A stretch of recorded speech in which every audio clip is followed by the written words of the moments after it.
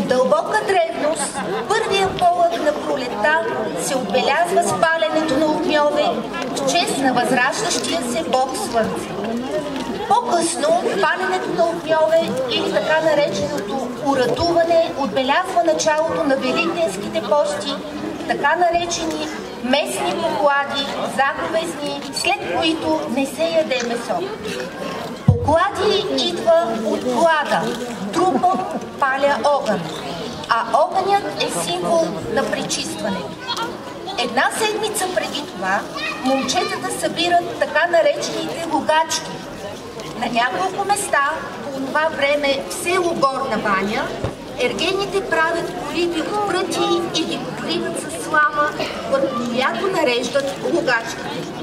За всяко момче приготвят уратник, тънко право дърво, леска или габър, разцепено в единия край и натъпкано с слама. Щом падне здрач и колибите пламват. От тях момчетата подпалват своите уратници, носят ги гордо нарамо и ги въртят дълго над главите си, за да ги раздухват. Когато сламата изгори, те запазват пръстите за следващата неделя. Сирни поклади или заповедни, след които не се ядат и млечни продукти. Между местни и сирни заповедни, роднини и приятели си искат прошка един от друг за нанесените през годината обиди или станали недоразумения. Всички трябва да започнат постите с пречистени от греховете си души. Обикновено по-младите отиват при по-старите.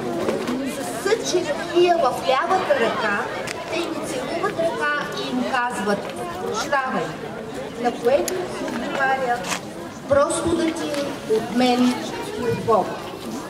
На сирни заповедни момците постановяват нови колиби.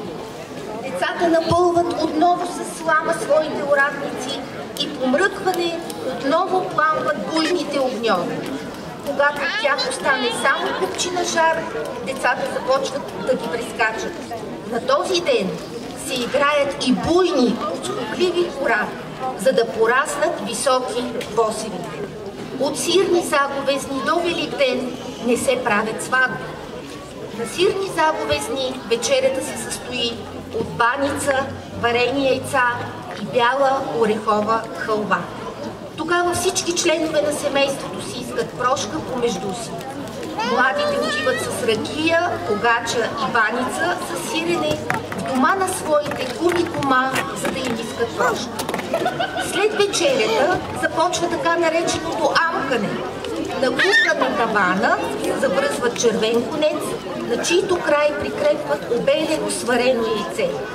Стопанинът завърта яйцето и всеки се стреми да го захапе, без да го пипа с ръце. След яйцето завръзват парче халва и амкането продължава. Накрая завързват въглен. Всеки се дърпа от него и го духа към другите, докато въглена угасва. И най-накрая започва изгарянето на самия конец, което е и своеобразно пророкуване. Според това дали конеца гори силно или слабо, се определя здравословното състояние на хората през годината. Най-напред палят конеца за къщата, ако пламъка е силен, в нея ще има изобилие и сговор. Така палят конец за всеки член от семейството. А сега ви каниме да видите обичая поклади.